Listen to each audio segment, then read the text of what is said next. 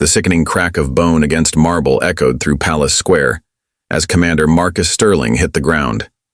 For the first time in the elite Palace Guard's century-long history, their legendary composure shattered.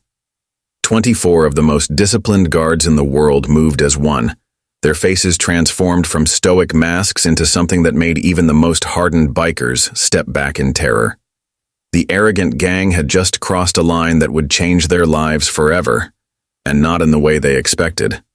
Dawn painted Victoria Palace in hues of amber and gold, its ancient stone walls standing sentinel over the sprawling capital city below. Commander Marcus Sterling of the elite Palace Guard adjusted his midnight blue uniform's collar as he strode across the immaculate courtyard, his polished boots clicking against centuries-old marble. At 52, his salt-and-pepper hair and weathered features told the story of a man who had dedicated his life to upholding tradition and order. Before we jump back in, tell us where you're tuning in from. And if this story touches you, make sure you're subscribed, because tomorrow, I've saved something extra special for you. The elite Palace Guard wasn't just another security force, they were living legends. Selected from thousands of applicants, each member underwent 9 months of brutal training that pushed them beyond normal human limits. Their midnight blue uniforms with silver trim and ceremonial sabers had become symbols of unwavering discipline and iron will. In their century-long history, no guard had ever broken character, smiled, or responded to provocation while on duty.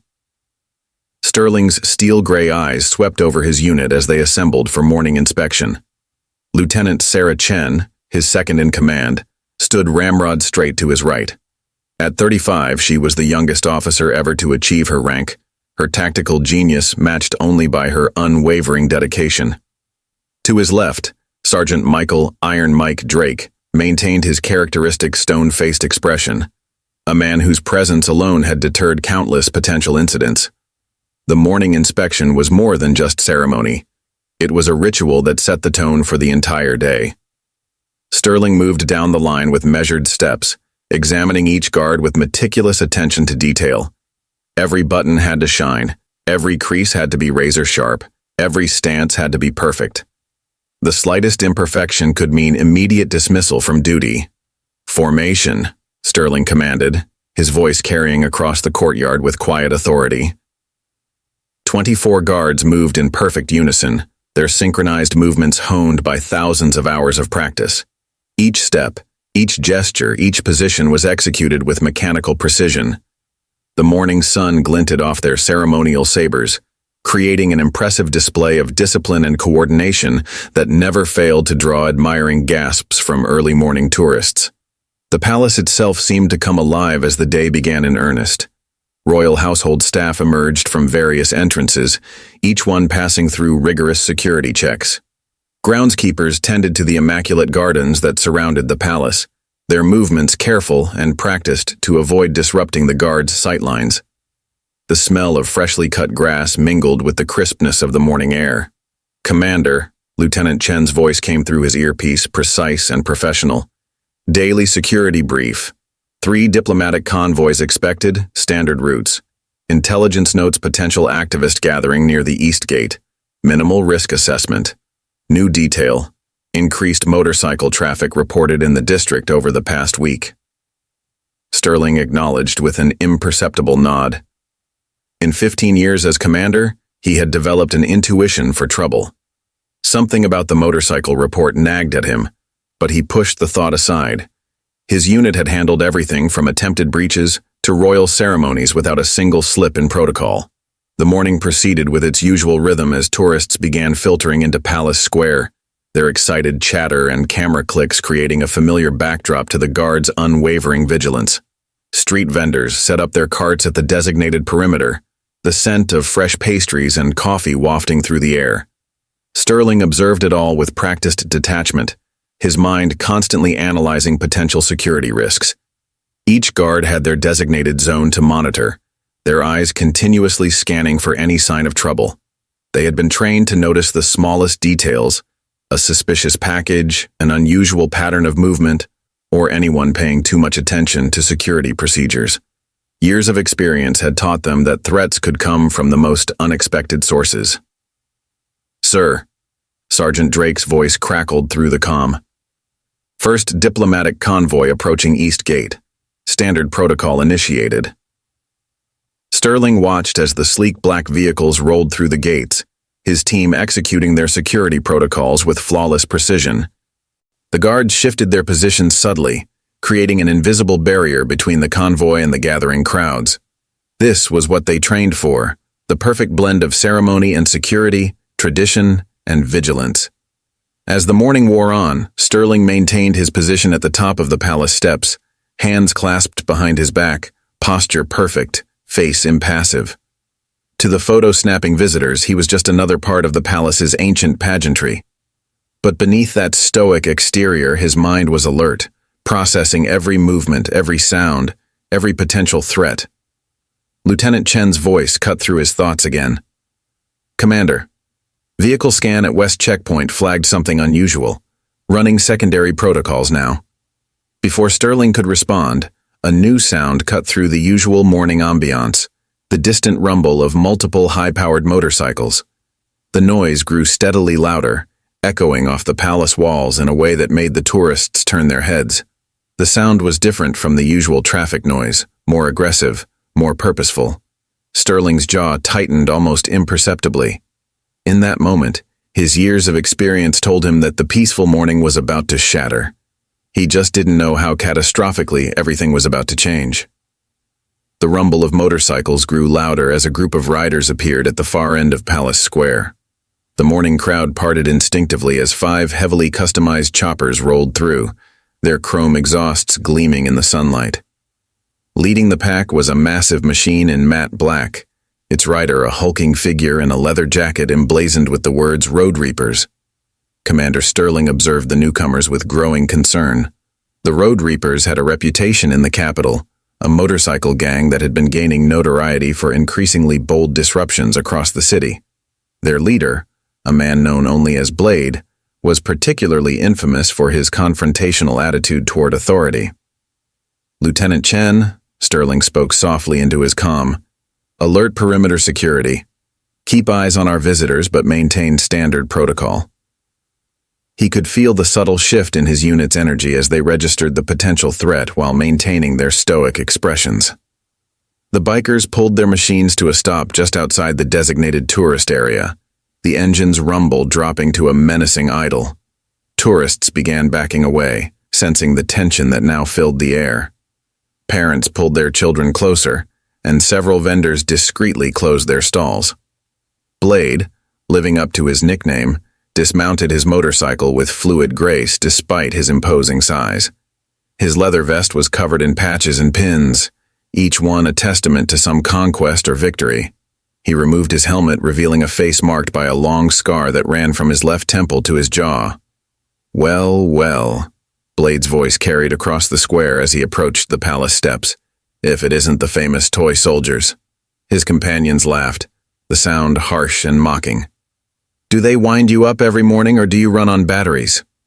Sterling remained motionless, his eyes fixed straight ahead as protocol demanded.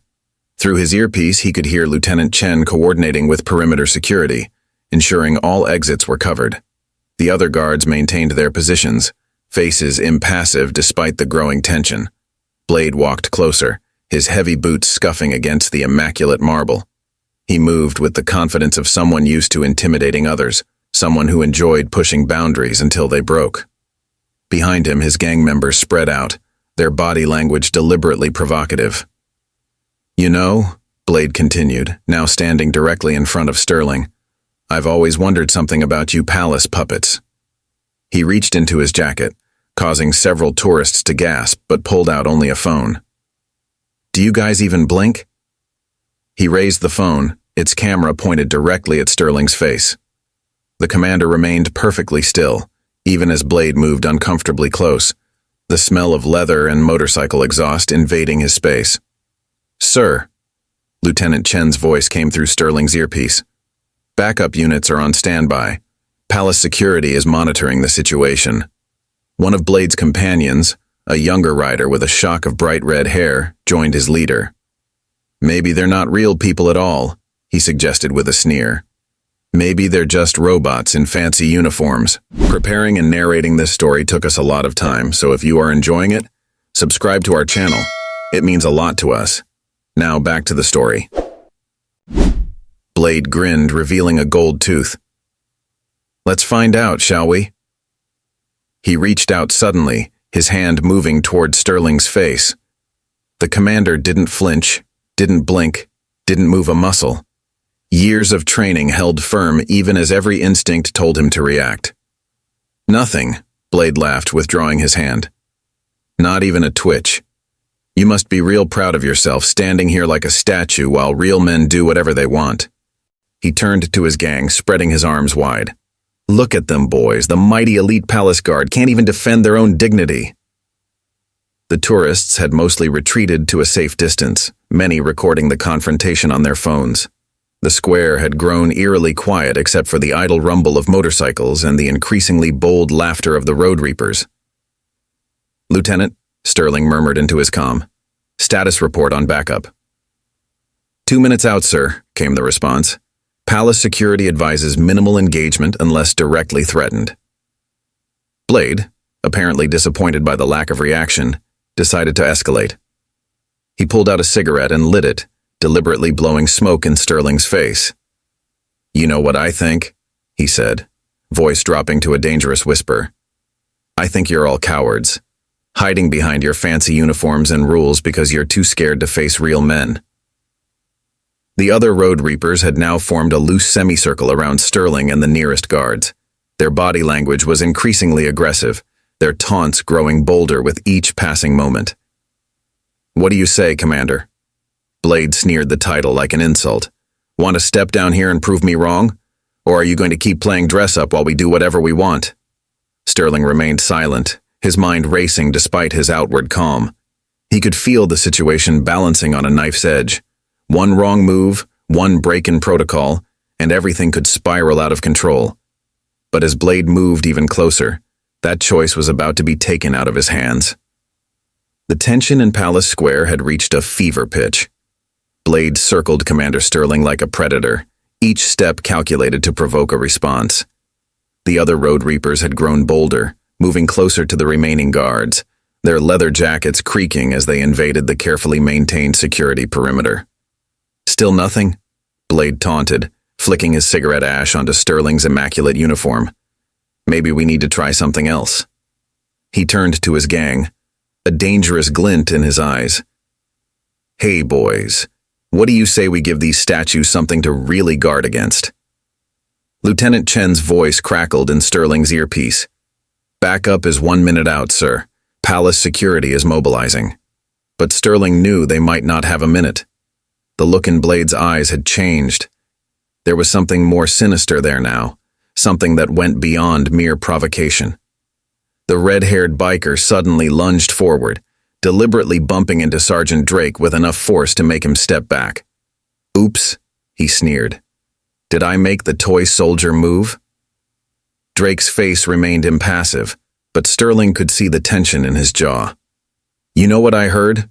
Blade announced loudly, playing to his audience of gang members and recording tourists. I heard these guys get picked for their pretty faces. Can't have any ugly guards ruining the palace photos, right? He reached into his jacket again, this time pulling out a small canister. Sterling recognized it immediately. Black spray paint. Let's see how photogenic they are after this. Blade grinned, shaking the can. The sound of the mixing ball inside seemed to echo across the suddenly silent square. Maybe a new paint job will make them look more interesting. Sterling's mind raced. Protocol dictated non-engagement unless there was a direct threat to person or property. But as Blade raised the spray can toward his face, decades of military training screamed that this was about to cross that line. Last chance, Commander. Blade's voice dropped to a dangerous whisper. Show us you're actually human or get a free makeover. The spray can moved closer. Sterling could smell the toxic chemicals inside. Through his earpiece, he could hear the chaos of coordinating responses. But it all seemed distant now. Time seemed to slow as he watched Blade's finger tighten on the nozzle. Then everything happened at once. Just as Blade began to press down on the spray can, Sterling's hand shot up with lightning speed, grabbing the biker's wrist in an iron grip. The move was so fast, so unexpected, that Blade's eyes widened in genuine shock. For a split second, the entire square seemed frozen in disbelief. "That's enough." Sterling's voice was quiet but carried an authority that made even the most hardened road reapers take a step back. His grip on Blade's wrist tightened until the spray can clattered to the marble steps. But Blade wasn't about to back down. With his free hand, he threw a punch aimed at Sterling's face. The commander moved with practiced efficiency, deflecting the blow while simultaneously using Blade's momentum to throw him off balance. The biker stumbled, his boots skidding on the polished marble. "Take them!" Blade roared, recovering his footing. The other road reapers surged forward, but they had made a critical mistake. The elite palace guard wasn't just for show. Lieutenant Chen moved like a cobra, her years of martial arts training evident as she took down the red-haired biker with a precise combination of strikes. Sergeant Drake engaged two others, his massive frame belying his speed as he neutralized both threats with mechanical efficiency. The square erupted into chaos. Tourists scattered, their phones still recording as the elite palace guard demonstrated why they were considered the best of the best. Each guard moved with perfect coordination. Their ceremonial stance transformed into combat readiness in the blink of an eye. Blade, enraged by the unexpected resistance, charged at Sterling like a bull. The commander sidestepped the attack, using the biker's momentum against him once again. This time, however, Blade was ready. He twisted as he passed, his elbow catching Sterling in the ribs with enough force to draw a grunt of pain. "Not so disciplined now, are you?" Blade snarled, pressing his advantage. But Sterling hadn't earned his position by chance. He absorbed the blow, adjusted his stance, and responded with a combination of strikes that sent Blade staggering backward. The other road reapers were finding themselves similarly outmatched. The guards moved with a precision that spoke of years of combat training, their ceremonial uniforms doing nothing to hinder their effectiveness. One by one, the bikers were subdued, their bravado replaced by the dawning realization that they had severely underestimated their opponents. "Commander," Lieutenant Chen called out, her voice steady despite the exertion. "Palace security is here." The sound of approaching sirens finally penetrated the chaos. Blade, seeing his gang being systematically taken down, made one last desperate attempt to salvage his reputation. He pulled a switchblade from his boot, the steel glinting in the morning sun. Sterling's eyes narrowed. This had gone far enough. The arrival of Palace security transformed Palace Square into a scene of controlled chaos. Armed response teams swarmed the area, their black tactical uniforms a stark contrast to the ceremonial blue of the elite guard. Blade and his road reapers found themselves surrounded, the switchblade in the gang leader's hand suddenly seeming far less threatening. "Drop it," Commander Sterling ordered, his voice carrying the weight of absolute authority. His uniform was slightly disheveled from the confrontation, but his bearing remained commanding. A thin line of blood trickled from a cut on his cheekbone where Blade's earlier blow had connected. Blade's eyes darted around, assessing his options. His gang members were already being detained, their hands secured behind their backs as Palace security officers efficiently processed the scene. The red-haired biker lay groaning on the marble steps, Lieutenant Chen's boot planted firmly between his shoulder blades. "This isn't over," Blade snarled, but the bravado in his voice had been replaced by something else. Uncertainty, and perhaps a hint of fear. With obvious reluctance, he let the switchblade clatter to the ground. Two security officers immediately moved in, securing his arms with reinforced restraints. Sterling watched as the road reapers were led away, his mind already racing through the implications of what had just occurred. In the century-long history of the elite palace guard, there had never been such a public breach of protocol. Even if justified, their response would have consequences. "Commander," Lieutenant Chen approached, straightening her uniform. "Palace administration is requesting your immediate presence in the Situation Room. They're calling an emergency meeting of the Security Council." Sterling nodded, his expression grim. "Sergeant Drake, secure the perimeter. I want full documentation of everything that happened here. Lieutenant, you're with me." He paused, looking at the still recording tourists. "And get those phones." As they strode through the palace's marble corridors, their boots clicking on the polished floor, Chen briefed him on the initial fallout. "Videos are already spreading on social media. Press is gathering at the main gate. The Road Reapers have a history of violent retaliation. We're pulling their files now. The Situation Room was already buzzing with activity when they arrived. Bank of monitors displayed various camera angles of the confrontation, while intelligence analysts pored over data streams and security reports. At the head of the long table sat Director Victoria Hawthorne, her silver hair and steel-rimmed glasses doing nothing to soften her razor-sharp gaze. "Commander Sterling," she said, her tone neutral but carrying an edge. "Please, explain to me how my elite guard ended up in a street brawl with a motorcycle gang on the palace steps." Sterling stood at attention, hands clasped behind his back. "Director, the situation escalated to a direct threat. The gang leader attempted to assault an officer with a chemical agent. Our response was measured and necessary." "Measured?" Hawthorne raised an eyebrow. "The elite guard has maintained its reputation through absolute restraint. Today that reputation was compromised." She tapped a tablet, bringing up multiple social media feeds on the main screen.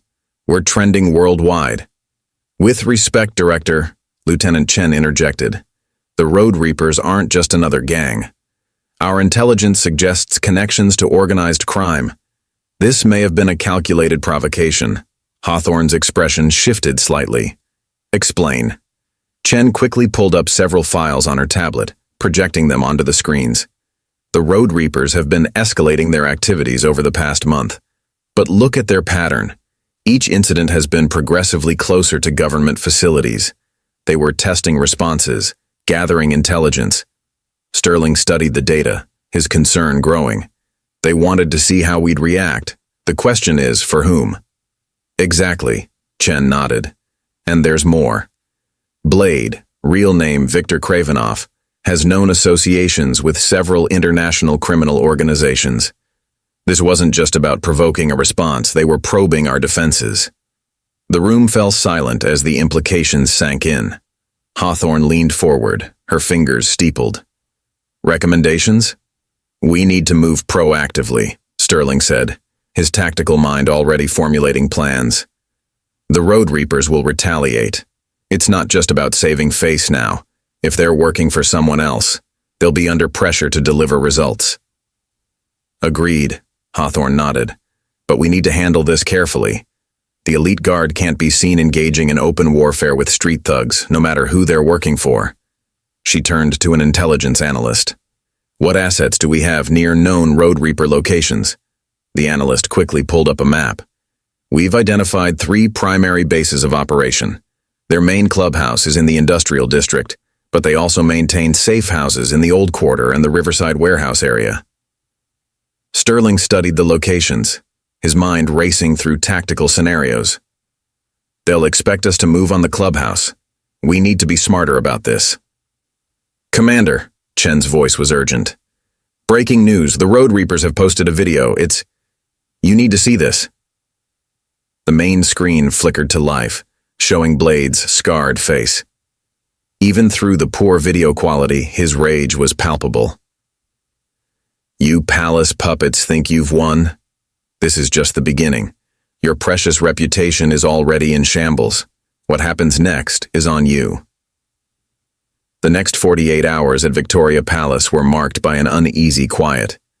Commander Sterling had doubled the guard rotations, with extra attention paid to the perimeter security. The morning sun cast long shadows across Palace Square, now noticeably emptier than usual. The viral videos of the confrontation had caused tourist numbers to plummet, though the few who did come seemed more interested in photographing the guards than the palace itself. "Third threatening message in the last hour, sir," Lieutenant Chen reported, her tablet displaying a stream of social media posts. The Road Reapers had been busy, their online presence growing more aggressive by the minute. "They're getting bolder, but there's something odd about their communication pattern." Sterling studied the messages, his brow furrowed. "They're being too obvious. The Road Reapers I researched prefer direct action to online threats." He pointed to one particular post. "Look at the language here. Your centuries of oppression will end. That's not biker talk." "Agreed," Chen nodded, pulling up another screen. "And there's more. Our cyber team intercepted communications between their clubhouse and an encrypted server in Eastern Europe. The Road Reapers aren't sophisticated enough for this level of technology. Before Sterling could respond, Sergeant Drake's urgent voice came through their comms. "Commander, we have incoming.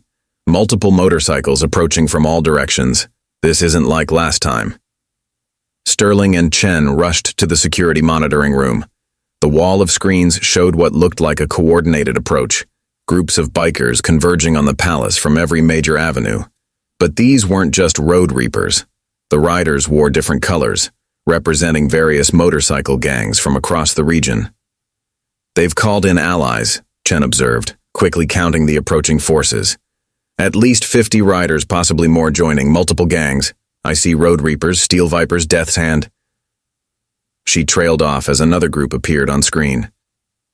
"The Black Scorpions," Sterling finished grimly. The Black Scorpions were notorious, less a motorcycle gang than a mobile criminal army. Their presence changed everything. "This isn't about revenge anymore. This is an organized operation."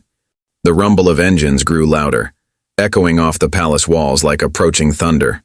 Sterling's mind raced through options, each one less appealing than the last.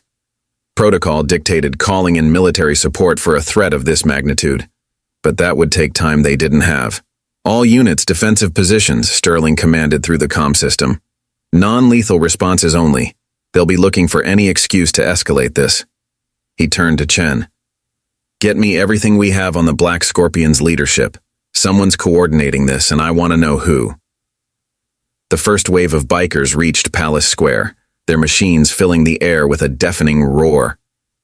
Unlike the previous encounter, these riders moved with military precision, taking up strategic positions around the perimeter. Leading them was a figure Sterling recognized from intelligence briefings, Marcus the Executioner Rhodes, leader of the Black Scorpions. "Quite a welcome party," Rhodes's voice boomed across the square as he dismounted.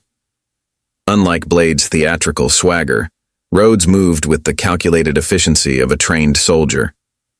"Commander Sterling, I believe we need to have a discussion about professional courtesy." Sterling stood at the top of the palace steps, his guards positioned strategically around him. "Professional courtesy doesn't usually involve mobilizing an army, Mr. Rhodes." Rhodes smiled, but it didn't reach his eyes. "Times change, Commander. The old ways. Well, let's just say they're due for an update." He gestured at the assembled riders. "What you see here is just a fraction of what's coming. You humiliated one of our allies. In our world, that requires a response." "If you're here about the Road Reapers, they brought that on themselves," Sterling replied, his voice carrying across the square. "But we both know this is about more than that." "Perceptive," Rhodes nodded. "You've impressed certain parties, Commander. The way your unit handled the Road Reapers, it caught attention. The wrong kind of attention." He took a step forward, his black leather coat swaying with the movement. "You're going to receive a message within the next hour. I suggest you take it seriously." Chen's voice came through Sterling's earpiece. "Sir, Palace Security is detecting unusual network activity. Someone's trying to breach our communications." Rhodes seemed to read the concern in Sterling's expression. "Like I said, Commander, times change. The age of standing still and looking pretty is over. The real question is, are you and your unit ready for what comes next?" As if on cue, every screen in Palace Square, from the security monitors to the tourist information displays, flickered and went dark. When they came back online, they all showed the same image, a simple black scorpion against a red background. "Consider this a professional courtesy," Rhodes said, mounting his bike. "When you get the message, remember, you've got one chance to make the right choice." The assembled riders revved their engines in unison, the sound almost deafening. "Don't waste it." The aftermath of the Black Scorpions demonstration left Palace Square in an eerie calm. Commander Sterling stood in the Situation Room, surrounded by screens displaying the mysterious symbol that had hijacked their systems. Director Hawthorne sat at the head of the table, her expression grave as cybersecurity experts worked frantically to restore their communications. "The hack was sophisticated," Lieutenant Chen reported, scrolling through lines of code. "Military-grade encryption, adaptive algorithms. This is way beyond typical criminal organizations. Even the Black Scorpions shouldn't have this capability. Sterling paced the room, his mind racing. They're working for someone.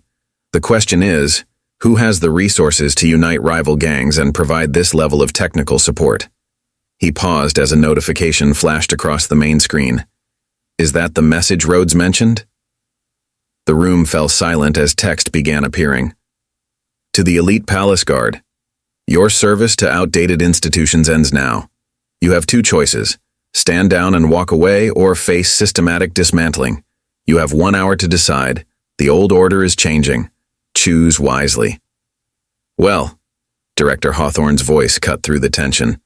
It seems we've stumbled into something much bigger than a gang dispute. She turned to Sterling. Your recommendations, Commander? Before Sterling could respond, the door burst open. 2 security officers escorted a familiar figure, Blade, still in handcuffs, his face bruised from the earlier confrontation. He's demanding to speak with you, Commander, one officer explained. Says it's about the Black Scorpions. Blade looked different now, the arrogant swagger replaced by genuine concern. You need to listen to me, he said, his voice urgent. Rhodes and his people, they're not what you think. This isn't about gang territory or revenge. Sterling studied the biker leader carefully. Why should we trust anything you say? Because right now, I'm probably the only ally you've got, Blade replied, shifting uncomfortably. The Black Scorpions approached us 3 months ago, said they had powerful backers, people who wanted to reshape the security landscape of the capital. We thought it was just talk until they started showing up with military-grade weapons and tech we'd never seen before. Lieutenant Chen stepped forward. The communications we intercepted, they weren't just from Eastern Europe, were they? Blade shook his head. Multiple locations, multiple organizations. Someone's been uniting criminal groups across the continent, providing resources, intelligence. The attack on your unit wasn't random. They wanted to see how you'd react, test your capabilities. And now? Sterling pressed. Now they know you're a threat, Blade said grimly. The elite guard represents everything they want to destroy: order, tradition, stability. They'll use the gangs as cover, but this is about something bigger. They're planning to destabilize the entire security structure of the capital. Director Hawthorne leaned forward. Why are you telling us this? Your loyalty is to your gang. Blade laughed bitterly. Loyalty? The Black Scorpions don't care about loyalty. They're turning all the gangs into puppets, using us for their shadow war. I may be a criminal, but I'm not a traitor. What they're planning, it'll tear the city apart. Sterling exchanged looks with Chen. The situation had evolved far beyond their initial assessment. If what you're saying is true, we need information. Numbers, locations, capabilities. I'll tell you everything I know, Blade nodded. But you need to understand. The Black Scorpions are just the visible threat. They're backers, and they've infiltrated everything. Police, private security, maybe even the palace itself, Sterling finished, the pieces falling into place. The hack, the coordinated movements, the intelligence they've gathered. They have someone on the inside. Multiple someones, Blade confirmed, and they're waiting for the elite guard to make their move. Whatever you're planning, they're 3 steps ahead. Lieutenant Chen quickly pulled up a map of the city. The gang territories, the communication patterns. They're creating a net, cutting off potential support routes. If they strike, we'll be isolated. 40 minutes until their deadline, Director Hawthorne noted. We need a decision, Commander. Sterling studied the map, his tactical mind evaluating options. Working with Blade and the Road Reapers was a risk, but they needed every advantage they could get. If we do this, there's no going back. The elite guard will be breaking centuries of protocol. Protocol won't matter if we're dead, Blade pointed out. Rhodes and his people, they're professionals. Ex-military, some of them. They won't hesitate to use lethal force. Sterling turned to Director Hawthorne. Ma'am, I need operational autonomy. What I'm thinking, it goes against every rule in the book. Hawthorne studied him for a long moment before nodding. Do what you need to do, Commander. But remember, we only get one shot at this. Sterling turned to Blade. You said you're not a traitor. Prove it. I need everything you know about the Black Scorpion's operations, and I need it now. The transformation of Palace Square's underground command center was remarkable. Where elite guards and road reapers had been enemies just hours before, they now stood together over tactical displays, sharing intelligence and planning strategy. Commander Sterling watched as Blade pointed out key locations on the digital map, marking Black Scorpion strongholds and potential ambush points. The tension in the room was palpable. Decades of animosity temporarily set aside in the face of a greater threat. Their main force operates from here. Blade indicated a seemingly abandoned industrial complex on the city's outskirts. But that's just for show, their real command center. He switched the display to show an upscale office building in the financial district. Meridian Tower, top 5 floors, hidden in plain sight. His fingers traced the building's security perimeter, highlighting entry points and security checkpoints. Lieutenant Chen frowned, studying the building's schematics. The holographic display cast a blue glow across her face as she analyzed potential vulnerabilities. That's impossible. Meridian Tower houses some of the city's most prestigious financial firms. The security checks alone. We're talking biometric scanners, 24/7 armed response teams, surveillance systems that cost more than our annual budget. Are all compromised? A new voice interrupted. Everyone turned to see a man in an expensive suit being escorted in by Sergeant Drake. His Italian leather shoes clicked against the polished floor as he approached the tactical display. Despite his pristine appearance, there was a haunted look in his eyes. Marcus Rhodes isn't just a gang leader. He's the head of Meridian Security Solutions. Who is this? Sterling demanded, hand instinctively moving to his sidearm. Years of training had taught him to treat every unknown variable as a potential threat. Alexander Kane, the man introduced himself, straightening his silk tie with manicured fingers. Until yesterday, I was Meridian's chief financial officer. Now I'm probably a dead man walking. He pulled out a metallic flash drive, its surface scratched and worn. But I brought insurance. Sterling nodded to Chen, who took the drive and began analyzing its contents on a secure terminal. The command center's screens quickly filled with documents, emails, and financial records. The sheer volume of data was staggering. Years of carefully documented corruption and conspiracy. It's bigger than we thought, Kane continued, his composed exterior cracking slightly as he watched the information scroll across the screens. Meridian Security isn't just a company, it's a front. They've been systematically infiltrating private security firms across Europe, replacing legitimate operations with their own people. Every major contract, every government tender, they've been positioning themselves for years. Blade cursed under his breath, his leather jacket creaking as he leaned closer to examine the documents. That's how they got their hooks into all the gangs. They offered protection contracts, legitimate business opportunities, shell companies, fake identities, laundered money. By the time anyone realized what was happening, they owned the entire underground network, Sterling finished. The pieces were falling into place like a deadly puzzle. But why target the elite guard? We're ceremonial as much as functional. There are more valuable targets. Kane's laugh was hollow, echoing off the command center's walls. You really don't know, do you? The elite guard isn't just symbolic. You're the last independent security force in the capital. Every other major security operation has been compromised or bought out. Private security, corporate protection, even some police units. They all answer to Meridian now. You're the only ones who can't be purchased or threatened. The screen suddenly blazed with new information as Chen's analysis completed. The data streaming across multiple displays painted a picture more disturbing than anyone had anticipated. Commander, you need to see this, she said, her voice tight with concern. Meridian's financial records show massive payments to several high-ranking palace officials. And there's more.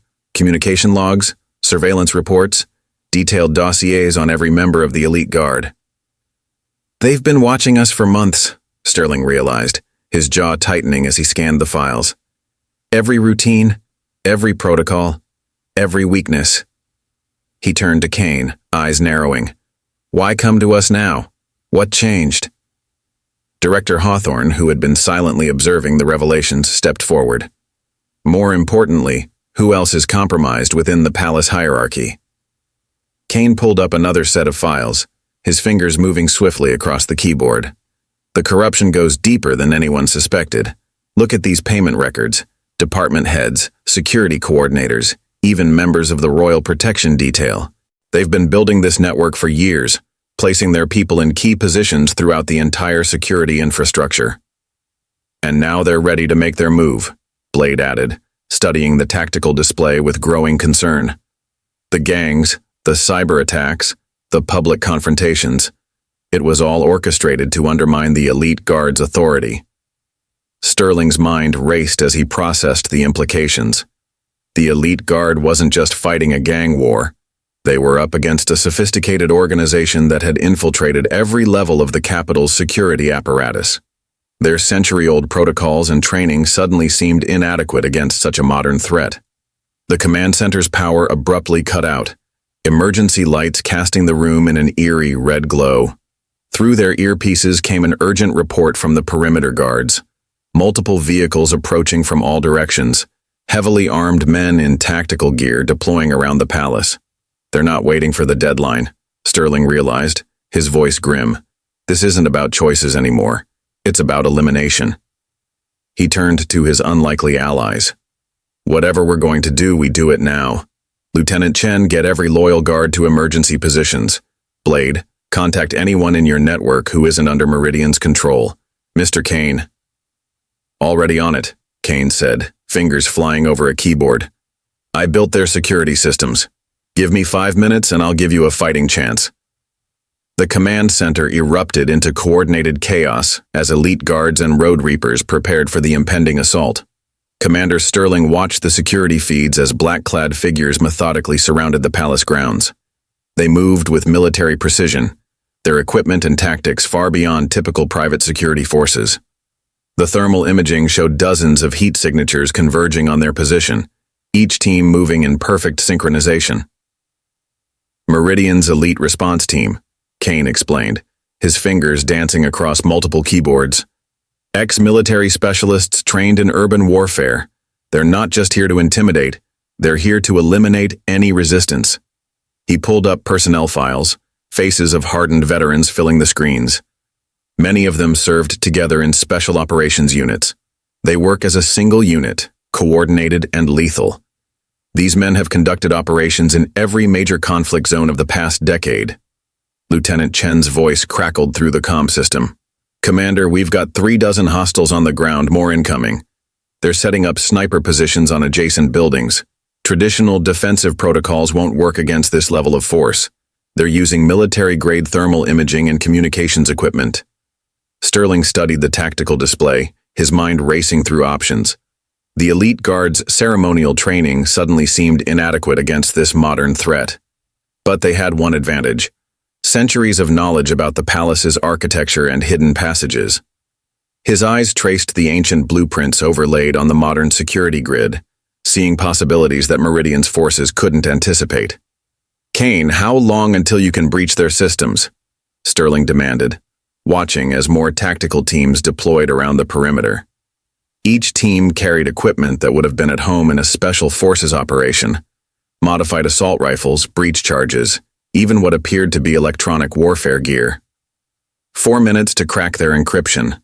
Once I'm in, I can disable their communications and security overrides, but they'll know immediately that something's wrong. Kane's expression was grim as his screens filled with scrolling code. And Commander? There's something else. These aren't just mercenaries, they're true believers. Rhodes has convinced them they're part of something bigger, a revolution in private security. They won't hesitate to use lethal force. Their psychological profiles show complete commitment to their cause. Blade stepped forward, his leather jacket creaking. My people can help. We know every alley and escape route in this district. Give us a chance to prove we're on your side. The Road Reapers may not have military training, but we know how to fight dirty when we need to. Sterling nodded. Decision made. Lieutenant Chen, divide our forces. I want 3 teams, main defense, flanking unit, and a mobile strike force. Blade, your riders will support the flanking unit. Use your knowledge of the streets to keep them off balance. Your bikes give us a mobility advantage they won't expect. What about the compromised palace security? Sergeant Drake asked, checking his equipment. We can't tell friend from foe. Any guard we meet could be working for Meridian. We go old school, Sterling replied, reaching into a hidden panel in the wall. He pulled out a wooden box, its surface worn with age. Inside lay a set of silver pins, each bearing the original Elite Guard insignia from a century ago. The metal gleamed dully in the command center's lights, each pin engraved with symbols that dated back to the Guard's founding. These were used during the Revolution when the Guard couldn't trust regular communications. Everyone on our side wears one. No exceptions. As the pins were distributed, Kane's computers suddenly beeped an urgent warning. I'm in their system, but something's wrong. Their response teams are already inside the outer perimeter. They're not following their own protocols. According to these readings, they've breached sections that should be sealed. The security feeds confirmed his warning. Meridian's forces were advancing faster than expected, their movements suggesting intimate knowledge of the palace's layout. Sterling realized they were using information from the compromised security personnel. The enemy teams were bypassing standard checkpoints using access codes that only trusted staff should have known. Change of plans, Sterling announced, his voice carrying the weight of command. They're expecting us to follow standard defensive procedures, so we're going to give them something they've never seen. He turned to Blade, a dangerous glint in his eye. How many riders can you get here in the next 10 minutes? Maybe 20, 25 if some aren't completely drunk, Blade replied, already pulling out his phone. What are you thinking, Commander? Sterling's eyes gleamed with a dangerous light. The Elite Guard has maintained its reputation through discipline and tradition. Time to show everyone what happens when we break those traditions. He activated his comm. All units, prepare for Protocol 0. Lieutenant Chen's eyes widened. Commander, Protocol 0 hasn't been used since the Civil War. It's not even in our current playbooks. The collateral damage could be... Exactly, Sterling smiled grimly. Kane, on my mark, kill all power to the palace. Blade, get your people ready for a cavalry charge. Lieutenant, position our people according to the old maps, the ones Rhodes and his team won't have. We're going to remind everyone why the Elite Guard was feared before we became ceremonial. The darkness that enveloped Palace Square was absolute, broken only by the occasional muzzle flash as Meridian's forces engaged their night vision equipment. For 3 heartbeats, silence reigned. Then the night erupted into carefully orchestrated chaos. The roar of 24 motorcycles shattered the quiet, as Blade's riders burst from concealed positions, their machines modified to run with minimal lighting. Commander Sterling watched from his elevated position as Protocol 0 unfolded. The Elite Guard had spent centuries perfecting the art of ceremonial display, but their true history was written in blood and shadow. Protocol 0 was their darkest contingency, designed for moments when civilization itself hung in the balance. First wave engaged, Lieutenant Chen reported, her voice steady despite the chaos. Meridian's forces are responding exactly as predicted. Their night vision is working against them. The motorcycle headlights are overwhelming their sensors. The tactical display showed the battle unfolding like a deadly chess match. Blade's riders weaved through the palace grounds in complex patterns, their movements coordinated by centuries-old signals that only the Elite Guard recognized. Each pass drew Meridian's forces into carefully prepared kill zones. They're adapting faster than expected, Kane warned, his screens showing enemy movements. Rhodes is implementing countermeasures. They're switching to thermal imaging and... Wait, something's wrong. Their systems are showing multiple heat signatures inside the palace walls. Signatures that shouldn't be there. Sterling's blood ran cold as he studied the new data. How many? At least 30, maybe more. They're using the old service tunnels, the ones that aren't on modern blueprints. Kane's fingers flew across his keyboard. Someone gave them access to the historical archives. They know about passages that haven't been used in decades. The revelation hit Sterling like a physical blow. The enemy wasn't just well-informed. They had access to the palace's most closely guarded secrets. Lieutenant, fall back to secondary positions. They're not just coming from the outside. Before Chen could acknowledge, the command center's reinforced door exploded inward. Meridian commandos poured through the breach, their black tactical gear making them seem like living shadows. Sterling and his team reacted instantly, years of training taking over. The first commando went down to Chen's precise shot, while Drake engaged two others in close combat. Kane dove beneath his workstation, still typing frantically as bullets whizzed overhead. 15 seconds, he shouted. Keep them off me for 15 seconds. Blade proved that his street fighting skills translated well to any environment. He grabbed a fallen commando's weapon and laid down suppressing fire, buying Kane the time he needed. Whatever you're doing, make it count, he growled, taking cover behind an overturned desk. 10 seconds. Kane's voice was strained. Their whole system is about to... The light suddenly flared to full brightness, accompanied by a deafening screech from every speaker in the palace. The commandos staggered, their enhanced optical systems overloading from the sudden shift. Kane emerged from under his workstation, grinning despite the blood trickling from a cut on his forehead. Their entire network is compromised, he announced. Communications, surveillance, everything. But it won't last long. They'll have backups. Sterling assessed the situation quickly. The command center was compromised, and more enemy forces would be arriving soon. We need to move. Lieutenant, initiate scatter protocol. Everyone split into assigned teams. We regroup at Point Echo in 30 minutes. Commander, Chen protested. If we separate now, we don't have a choice. Sterling cut her off. They knew exactly where to find us. Nowhere in the palace is safe. He turned to Kane. Can you access their operations center from a remote location?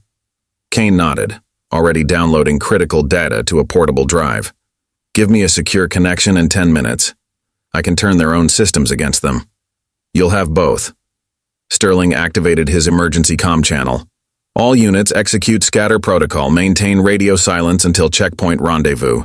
Trust no one without the silver pin. He turned to Blade. Get your people out through the tunnel network. We'll need them for what comes next. The sound of approaching footsteps echoed through the corridors.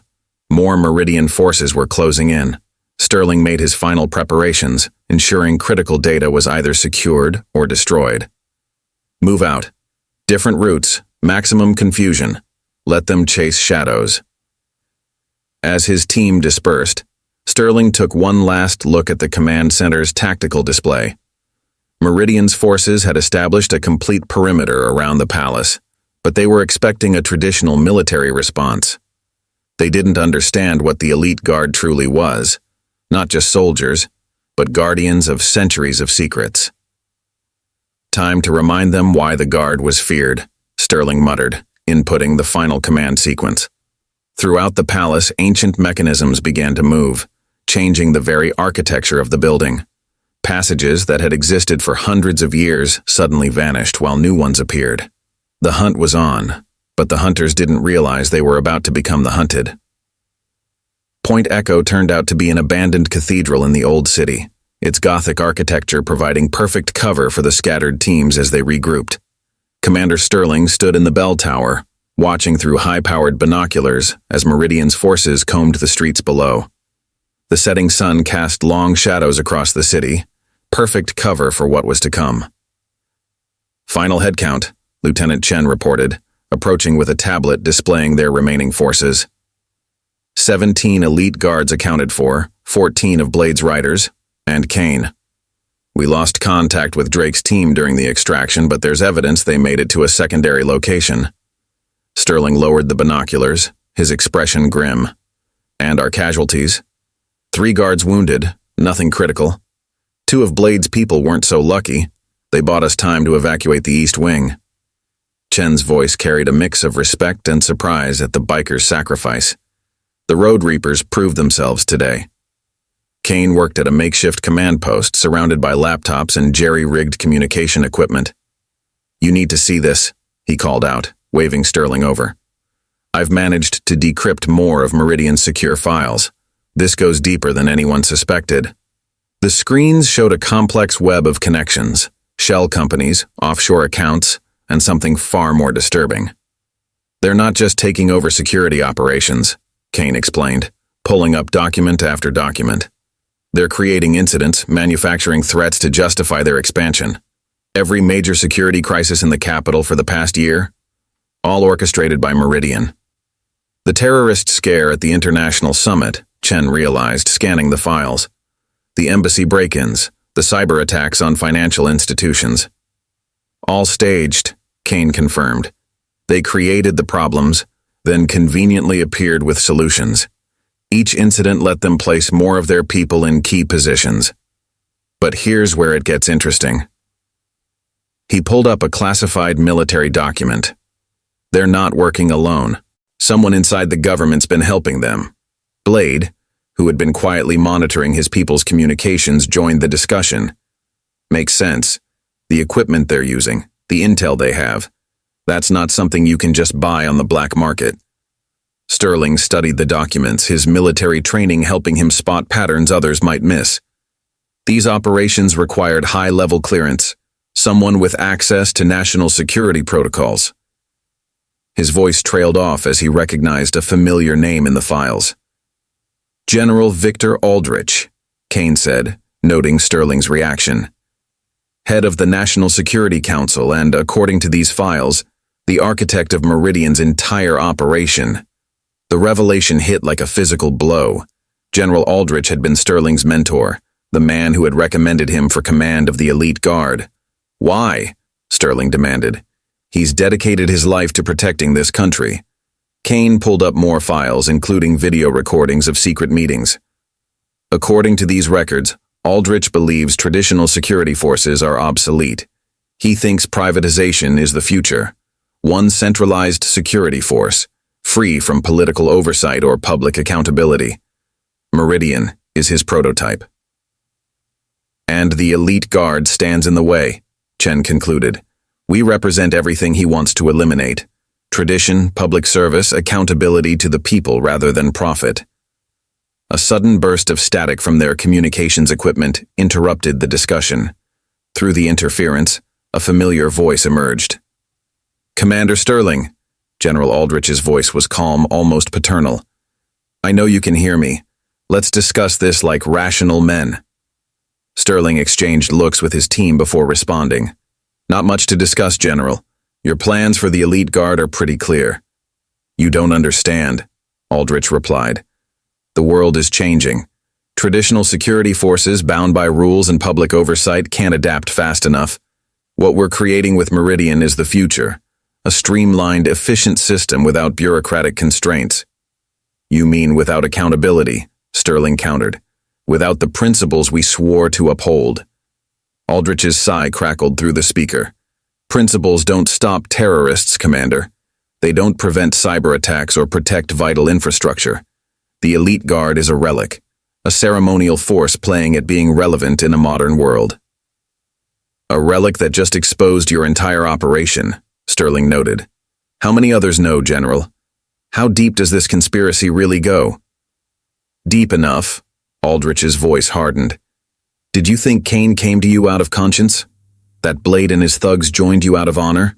Everyone has a price, Commander, even your most trusted allies. Sterling watched as Kane and Blade tensed at the accusation, but he saw only genuine anger in their faces. You're wrong, General.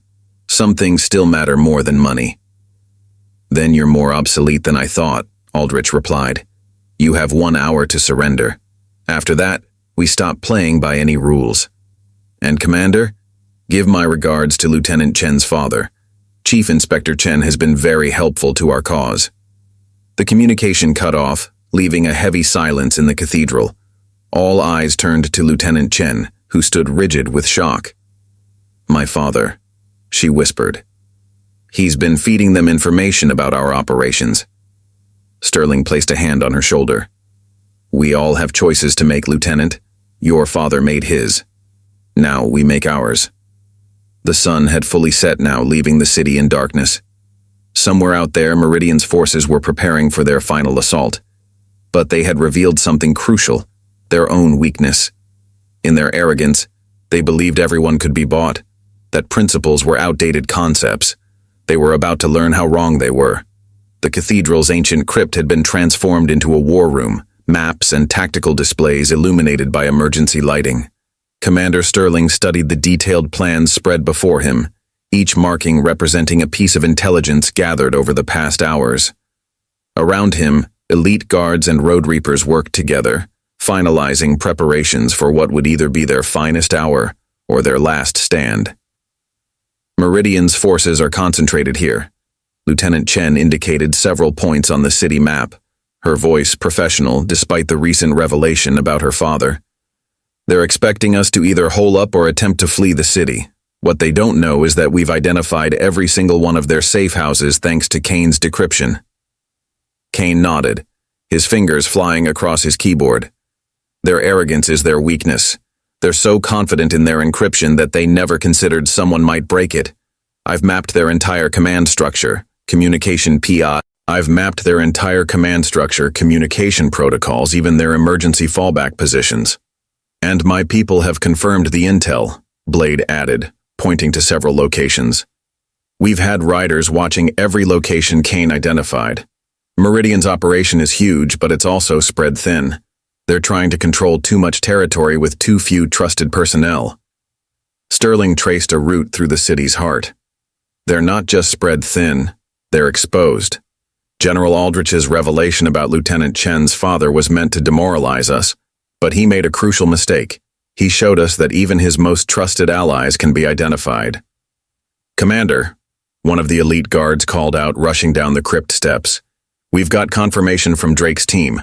They've made contact with loyal elements within the police force.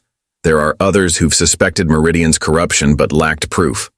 This was the opening Sterling had been waiting for. Kane, how quickly can you distribute the evidence we've gathered? Not just to local authorities, but to international agencies, media outlets, everyone? I've prepared data packages, Kane replied, holding up several encrypted drives. One command and everything goes public. Financial records, operational details, names of everyone involved. But once we pull that trigger, there's no going back. Meridian will have nothing left to lose. Good, Sterling's voice was steel. Because we're not just going to expose them, we're going to tear their entire operation apart in a single night. He turned to the assembled team. Lieutenant Chen, take 3 squads and coordinate with Drake's police contacts. Blade, your riders know the streets better than anyone. I want you to handle distribution of Kane's evidence packages. Hit every major media outlet simultaneously. What about Meridian's response teams? Chen asked. They'll move to contain the information leak. That's exactly what we're counting on, Sterling smiled grimly. Kane, how many of their tactical frequencies can you access? All of them, Kane grinned. Give me an hour to set up false signals, and I can have their teams chasing ghosts all over the city. Sterling nodded, pieces falling into place. Good. While they're scattered, we strike at their heart. Meridian Tower itself. General Aldrich will be there, coordinating their response. He's too much of a control freak to delegate during a crisis. The tower's security is state-of-the-art, one of the guards pointed out. Even with Kane's access, getting to the upper floors won't be easy. We're not going through their security, Sterling revealed, unrolling an ancient architectural diagram. The tower was built on the site of an old monastery. These tunnels were sealed off decades ago, but they're still intact. They lead directly under the building's foundation. Understanding dawned on Chen's face. They'll be watching every entrance, monitoring all approaches, but they won't be looking for an attack from below. Exactly, Sterling confirmed. While Meridian's forces are spread across the city chasing phantom signals and trying to contain the information leak, a small team infiltrates through the tunnels. We capture Aldrich, seize their mainframe, and end this. Blade studied the tunnel diagrams. Those passages will be tight. My riders won't be able to use their bikes, but we're good in close quarters. Let us take point on the infiltration. Sterling shook his head. No, I need your people visible, causing chaos on the streets. Keep Meridian's response teams occupied. The infiltration team will be myself, Lieutenant Chen, and 3 elite guards. Kane, you'll coordinate from here, feeding us real-time intel and managing the false signals. Time frame? Chen asked, already selecting guards for the mission. We move in 1 hour, Sterling declared. Kane releases the information packages exactly 30 minutes later. By dawn, either Meridian's entire operation will be exposed and dismantled, or... He let the sentence hang. Or we'll all be dead, Blade finished bluntly, but at least we'll go down fighting. Sterling looked at his unlikely allies, elite guards standing shoulder to shoulder with bikers, a corporate whistleblower working alongside career soldiers. They made an odd team, but together they represented something Meridian couldn't understand: the power of principle over profit. "Check your equipment," Sterling ordered. "Comm check in 45 minutes. After that, radio silence until we breach the tower." As the team dispersed to their assignments, he added quietly, "And everyone, it's been an honor." The ancient tunnels beneath Meridian Tower were a maze of crumbling stone and century-old brickwork.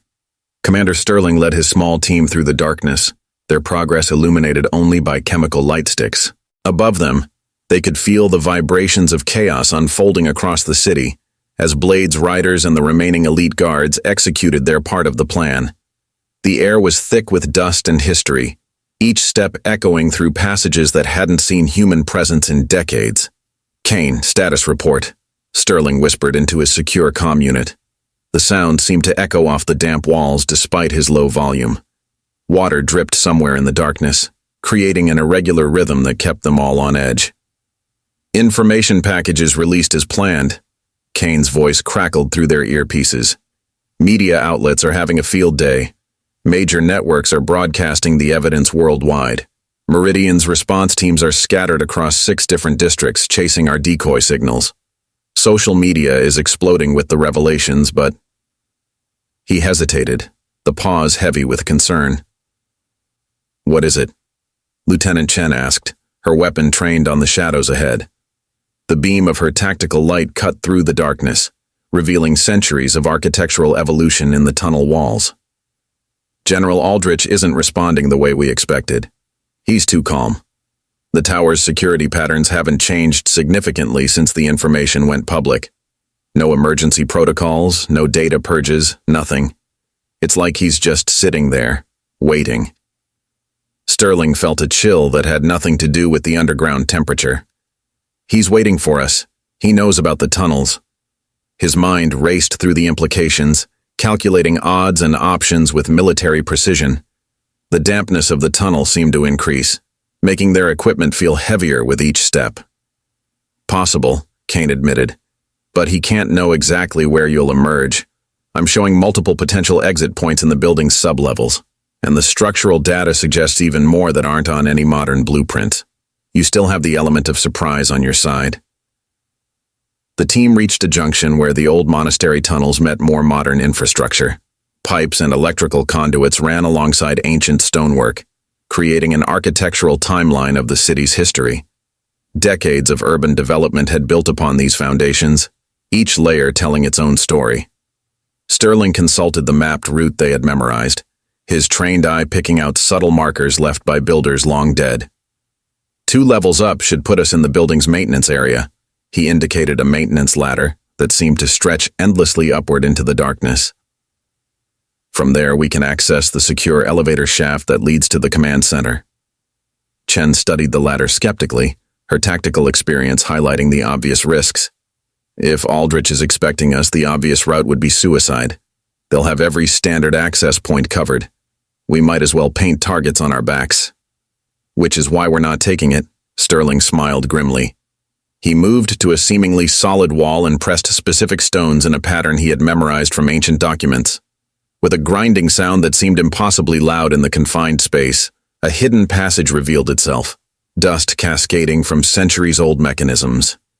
"The monastery builders left more than one way up," he explained, gesturing toward the newly revealed passage. Kane found references to it in documents even Meridian doesn't have access to. The old religious orders were masters of hidden architecture, building escape routes and secret passages that weren't recorded in official plans. Their paranoia might just save our lives today. The hidden passage was narrow, forcing them to move single file through the tight space. The air grew thinner as they ascended, the space between the walls tighter with each step. Their equipment scraped against ancient stone, each sound making them tense in anticipation of discovery. The darkness seemed to press in around them, broken only by their dim light sources and the occasional glint of modern wiring that had somehow invaded even this secret space. After what seemed like an eternity, they reached another ancient mechanism. Sterling manipulated it carefully, Years of studying historical documents paying off as the correct combination of pressures and pulls triggered the release. The stone groaned in protest, centuries of disuse making the mechanism stiff and reluctant. A panel slid open into what appeared to be an unused storage room, the modern fluorescent lighting a harsh contrast to the primitive passage they'd emerged from.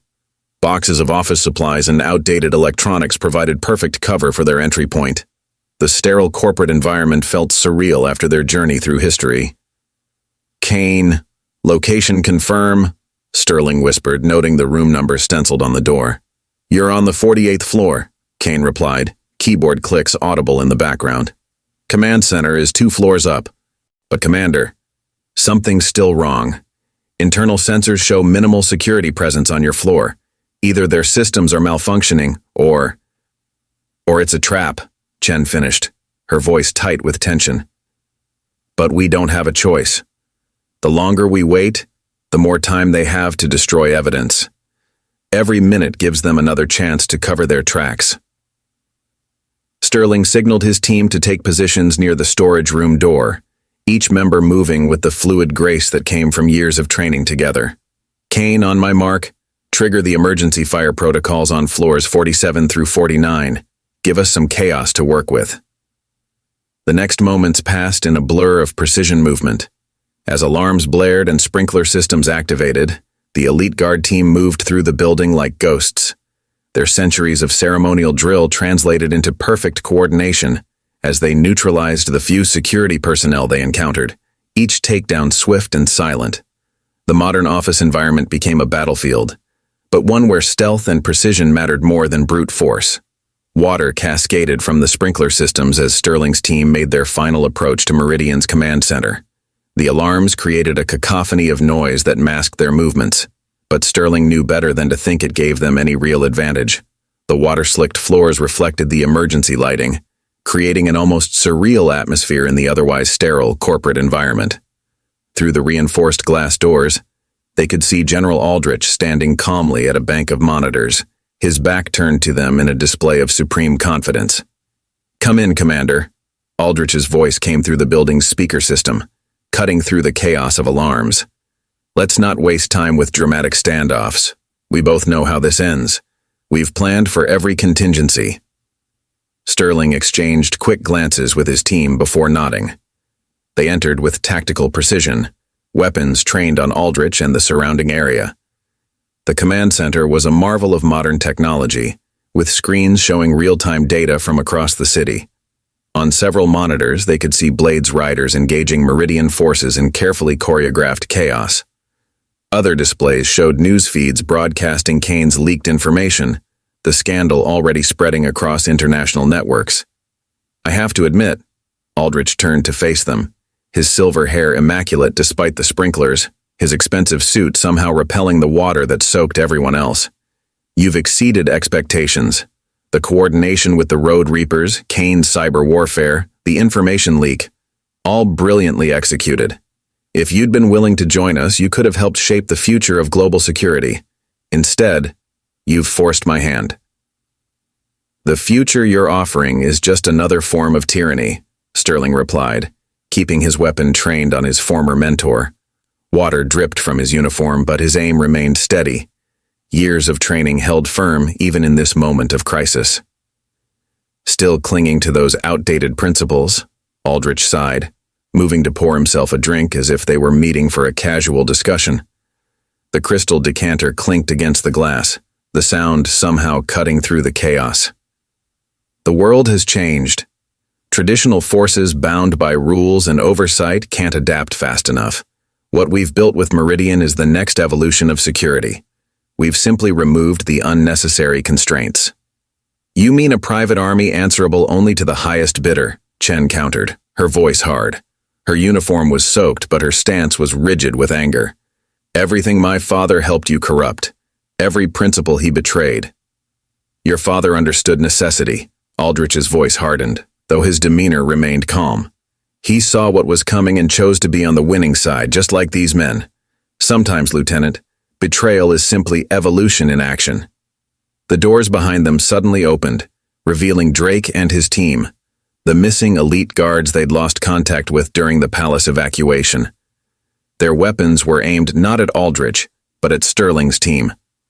The betrayal hung heavy in the air, made more bitter by the years of trust now shattered.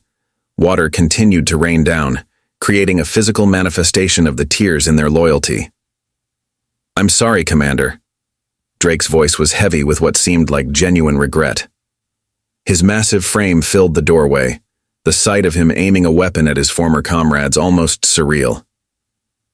But the general's right. The world's changed. The elite guard can't survive as it is. We're relics in a world that's moved beyond us. Sterling didn't lower his weapon, but his mind raced through options. The situation had just become significantly more complicated. Through his earpiece, he could hear Kane's frantic typing, trying to find them a way out. The sound of the alarms seemed to fade into the background as tension filled the room. "You're wrong about one thing, General," Sterling said, water still cascading around them. Each drop seemed to emphasize his words. "This isn't about survival, it's about what we stand for, what we've always stood for." Aldrich laughed, the sound sharp and cold, echoing off the wet walls. "Stand for? Look around you, Commander. Your own men understand the reality. Principle doesn't pay, tradition doesn't stop threats.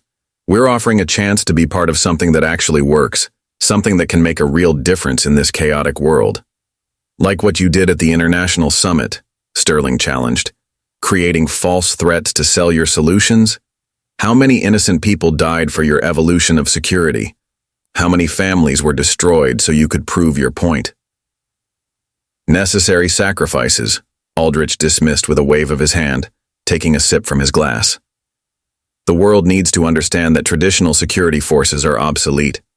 Every crisis we orchestrated proved that point. Every life lost served a greater purpose, showing the inefficiency of the old system." As they talked, Sterling noticed something on one of the monitors behind Aldrich. Blade's riders weren't just causing chaos, they were executing a precise pattern of movements, herding Meridian's forces into specific positions. Kane's voice whispered in his earpiece, "Commander, the police are moving in. Real ones this time. We've got them surrounded." "You still don't see it, do you?" Sterling kept his weapon trained on Aldrich, even as he addressed Drake and the other turncoat guards. "The elite guard isn't just about standing at attention and following rules. We're a symbol of something that can't be bought or corrupted, something that matters more than profit or power." "Symbols don't change reality," Drake argued, but there was a noticeable waver in his voice. The water from the sprinklers continued to rain down, making the moment feel almost surreal. "Don't they?" Sterling smiled. "Kane, show them." The command center's screen suddenly shifted, showing multiple feeds from across the city. Police units were moving in, led by officers wearing the silver pins of the elite guard. Blade's riders had successfully corralled Meridian's forces into pre-planned containment zones. Every screen showed the evidence of Meridian's crimes being broadcast worldwide. "You see, General," Sterling continued, "while you were focused on corrupting the system from the top down, we were building trust from the ground up. Every officer wearing that silver pin represents someone who chose principle over profit, someone who remembered what it means to serve." Aldrich's composed facade finally cracked. "You think this changes anything? We still control the major security contracts. We have supporters in every level of government. One night of chaos won't..." "Won't what?" Lieutenant Chen interrupted. "Won't stop the investigations that are already beginning? Won't prevent your investors from abandoning ship? Won't expose every criminal enterprise you've been running?"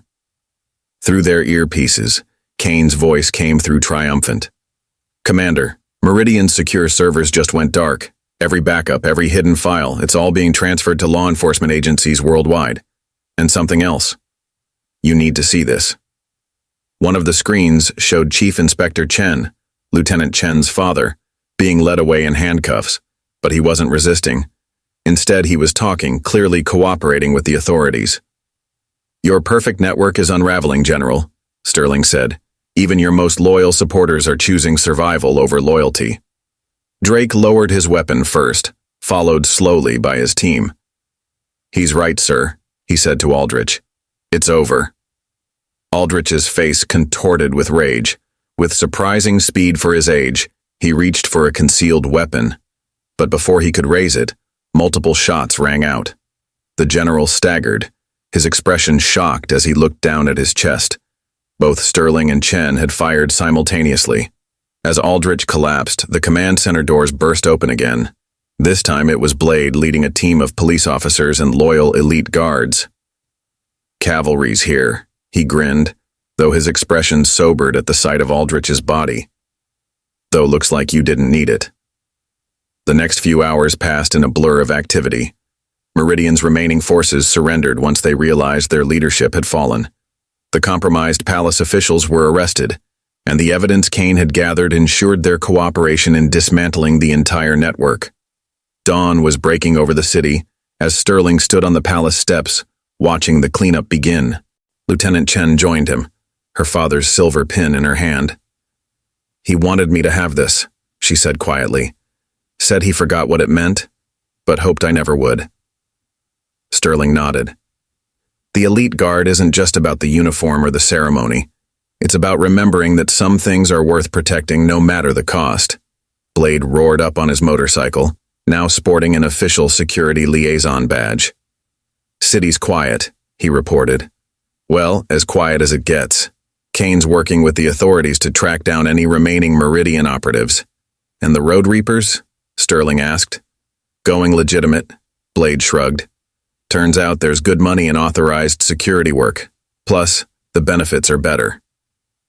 As the sun rose fully over the city, Sterling looked at his unlikely allies, a biker gang leader turned security consultant, a corporate whistleblower, and his loyal elite guards. The night had changed them all, but perhaps that was what evolution really meant.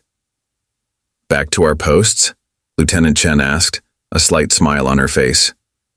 Sterling straightened his uniform.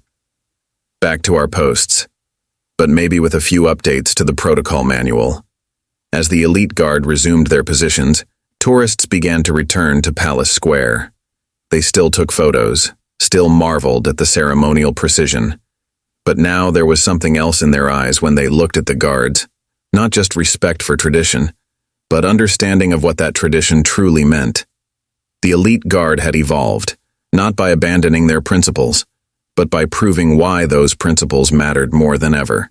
Up next, you've got 2 more standout stories right on your screen. If this one hit the mark, you won't want to pass these up. Just click and check them out. And don't forget to subscribe and turn on the notification bell so you don't miss any upload from us.